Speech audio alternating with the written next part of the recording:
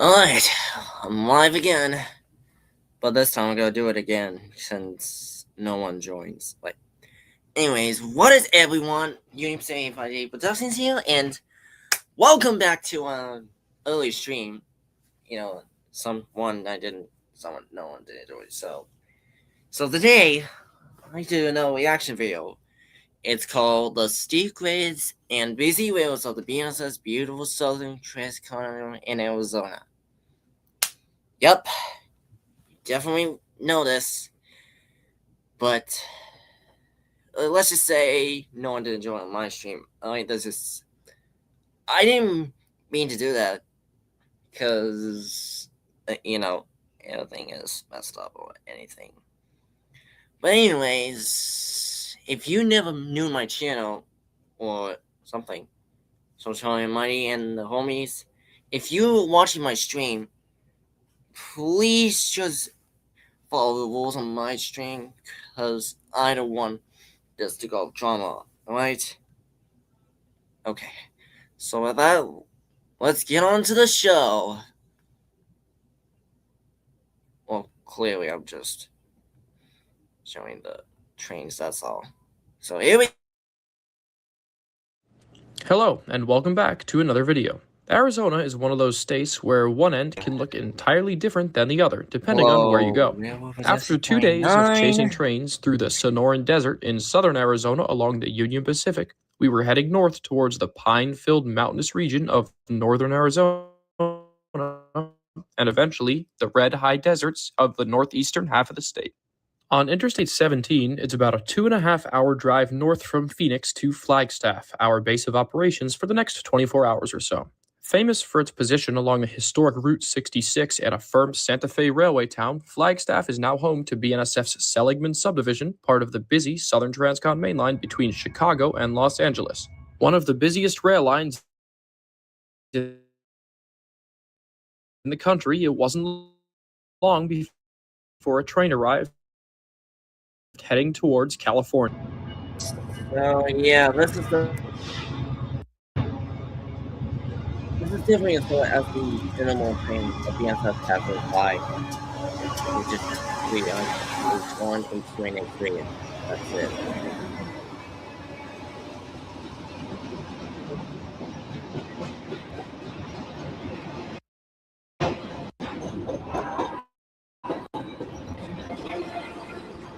BNSF 44, 60, wait, hold on. Yep, the Dash 9, 9,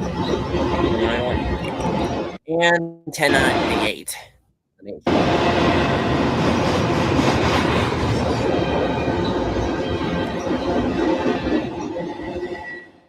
The Seligman subdivision is quite a long stretch of railroad running for 294 miles from the high desert of Winslow, Arizona, west to Needles, California. Part of Santa Fe's historic Chicago to Los Angeles mainline and the route of the Super Chief, the Seligman subdivision offers an incredible combination of frequent train movements, beautiful scenery, and steep grades to make it an incredible place to visit.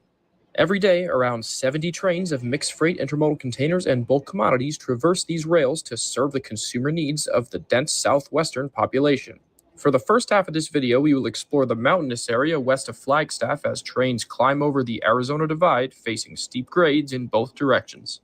After spending the day in this pine-filled region, we will head east towards Winslow and ultimately New Mexico, where the Southern Transcon becomes the Gallup subdivision as it heads through a radically different desert environment. Join us as we explore one of the coolest and most historic rail lines in the United States.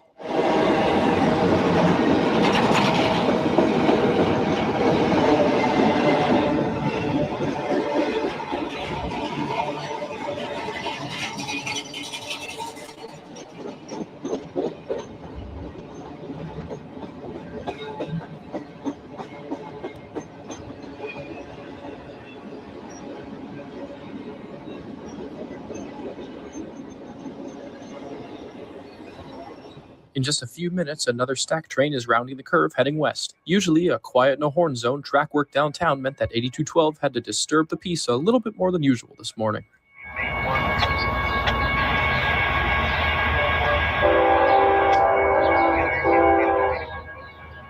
Yeah, like K5 usually sounds so hilarious.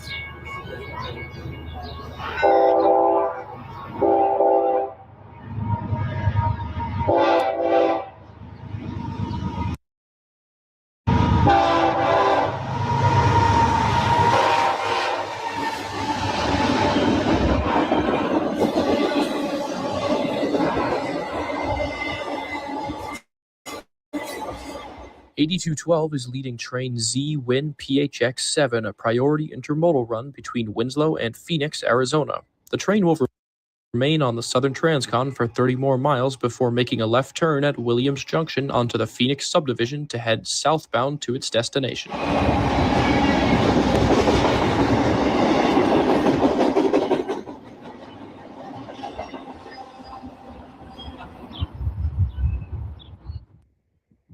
With the goal of the day being to explore the mountainous stretch of track between Flagstaff and Williams, that's what we set out to do. Just 4 miles west of Flagstaff, we are squarely in a pine forest, and westbound trains are in the middle of a 1.42% grade, climbing to the highest point on the subdivision of 7,300 feet above sea level, located at milepost 351. Trains can be heard for minutes before they arrive, and before long, the unmistakable sound of GE engines let us know that another stack train is on the way.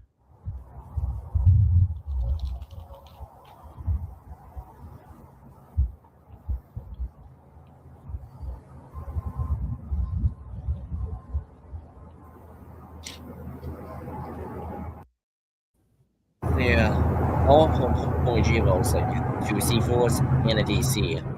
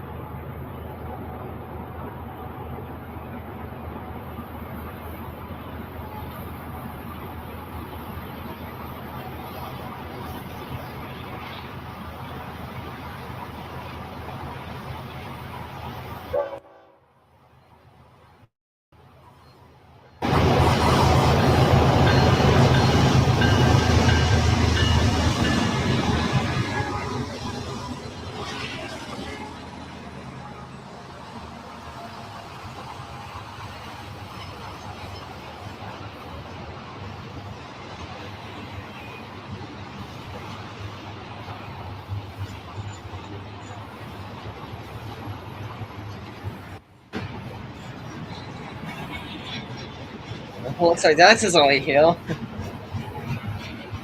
Nice. I'm here again. Just doing another reaction stream since one nobody joined, so I decided to make another one. But BNSF was fine. Oh, we got Matt! Nice! What's up? Hi again.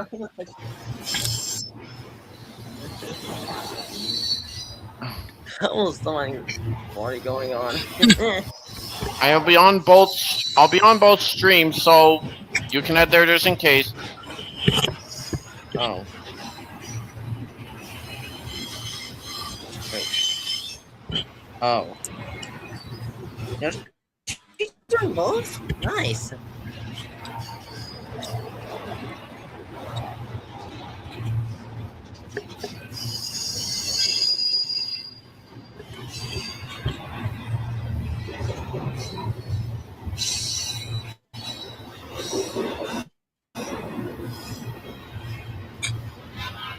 The pine forests between Flagstaff and Williams are a contrast to what many think of when they picture railroading in the Southwest, with wide open deserts where you can see trains coming for miles.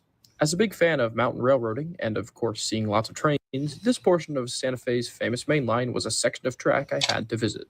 With the summit at milepost 351 and Interstate 40 running closely to the right-of-way, it was easy to get from one side of the hill to the other, which provides both easy access to numerous different photo locations locations, as well as a nice contrast of trains struggling up the hill and some higher speed action of trains coasting down the hill. With another westbound on the way, we made use of I-40 to head to the other side of the summit to Belmont, and in just a few minutes, more containers for LA came gliding through town.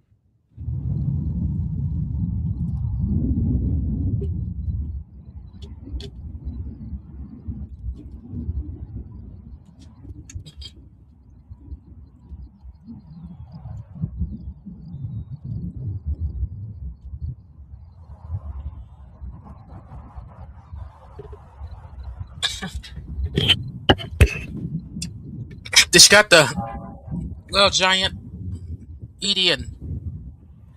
Oh. There yet? That's Super ED. yeah.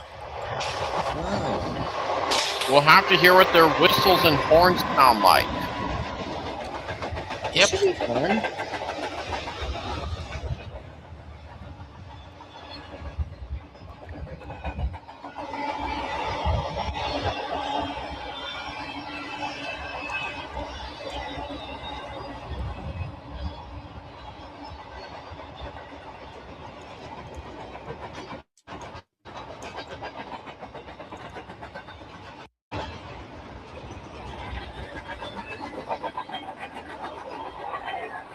Yeah, by the way, this video took about an hour and 13 minutes and 20 seconds, so it might be a longer one.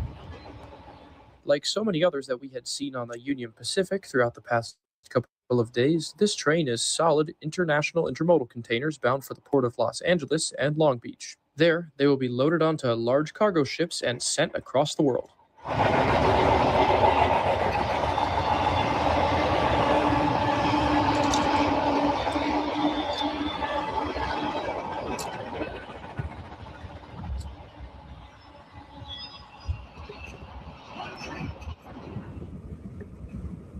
We continue our trek west through the mountains and in a few more minutes arrive at the control point known as Maine. A long straightaway with a roller coaster track profile defines this well-known spot on the southern Transcon, and soon a westbound Z train rolling overall downgrade but up a slight hill here thunders past.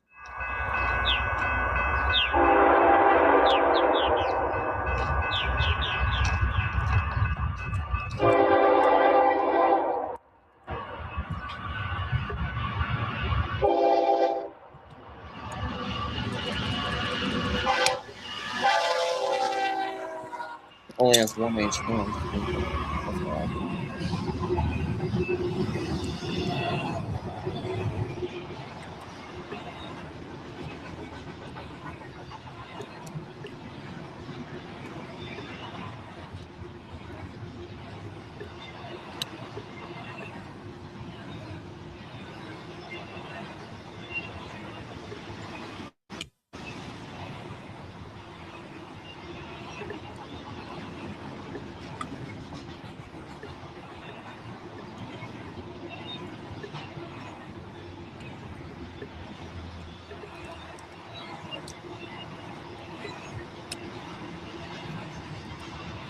While the current eastbound from the first clip was stopped here waiting for track work up ahead to clear, Maine is an incredible spot to catch eastbound trains climbing the grade, and we will spend more time here later this afternoon.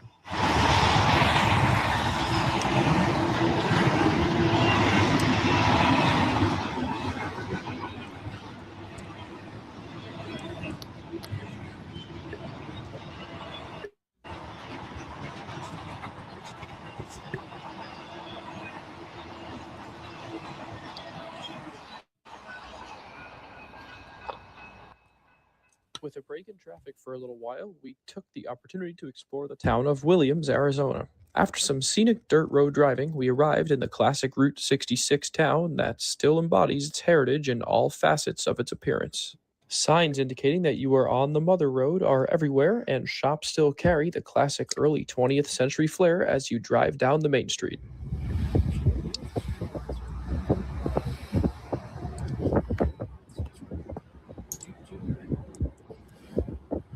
In terms of the town's railroad scene, the BNSF Phoenix subdivision, which branches off of the southern Transcon at Williams Junction a couple miles east of town, passes through, and the Grand Canyon Railway calls Williams home. Running on a former Santa Fe branch line and utilizing a fleet primarily of EMD F-40 So, locomotives, the Grand Canyon Railway runs Railway, 64 miles from I guess Williams to that the could south count as rim a. of the canyon, I guess carrying that hundreds of could tourists along the count rail as a line that branch built line. Grand Canyon Village and introduced the world to one of America's most impressive national parks. You're right. We didn't find anything Like, moving on the tourist railway, so despite the after fact exploring the that downtown, it was some back engines out to there the might be mainline as too some heavy isolated to run thunderstorms it. began to take shape in the early afternoon. East Williams, the Well, except location for of the 4960. aforementioned junction with the Phoenix Subs, was where 4960 we would set wouldn't up cause next, the and soon bridges to enough, more collapse. containers were bearing down on us from the east. No.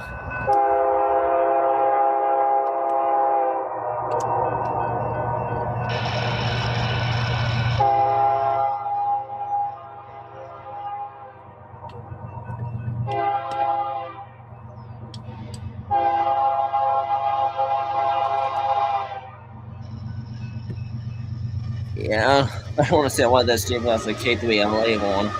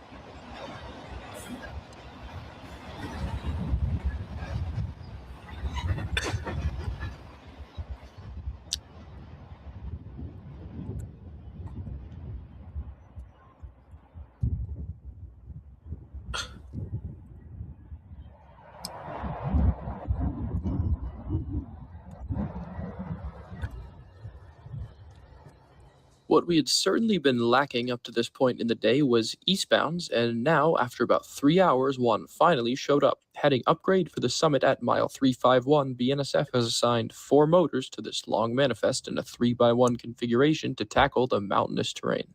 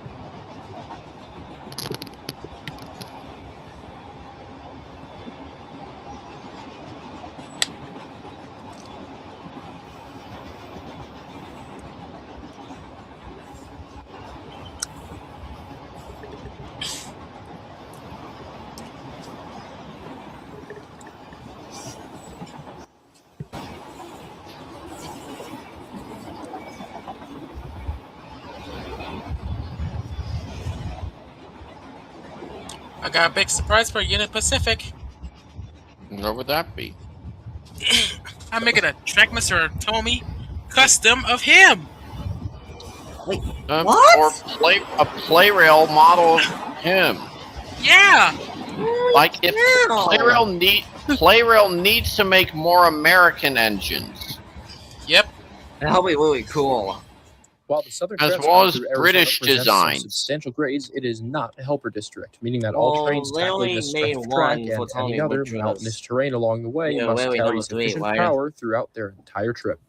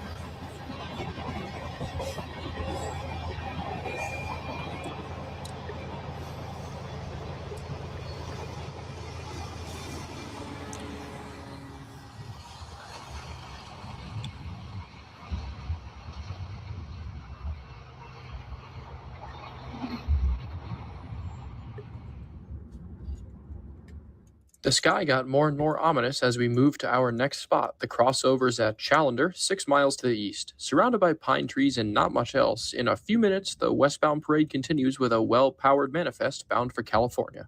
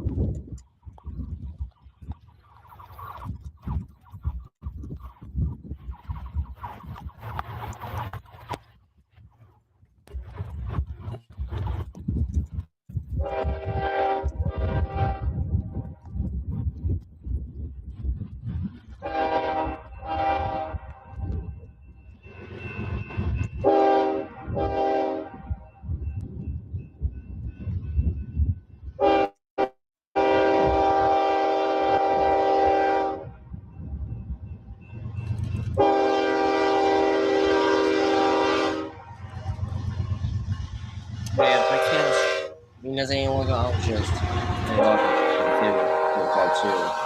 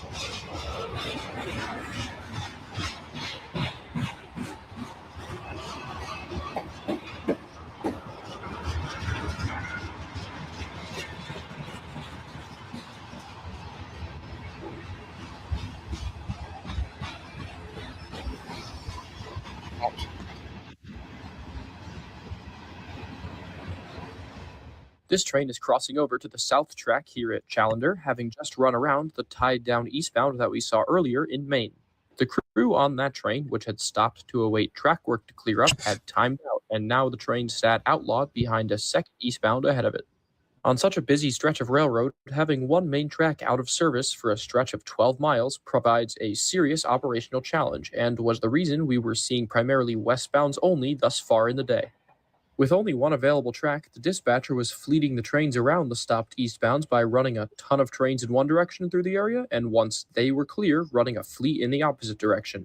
In a few hours, the bottleneck will clear up, and we will see this fleet of eastbounds be released through the area. But for now, there's still some California-bound freight to run, as 3 more westbounds were on the heels of this manifest.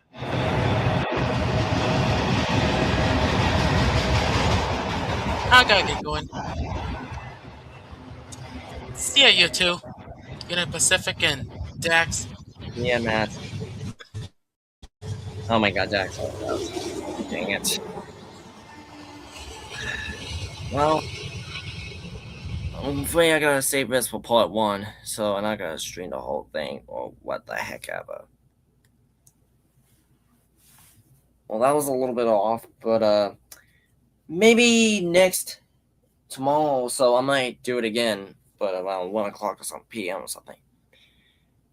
But yeah, just join me again next time. I'm gonna be live for part 2, but I don't know what time, but let's just say I'm gonna do it just for the sake of life.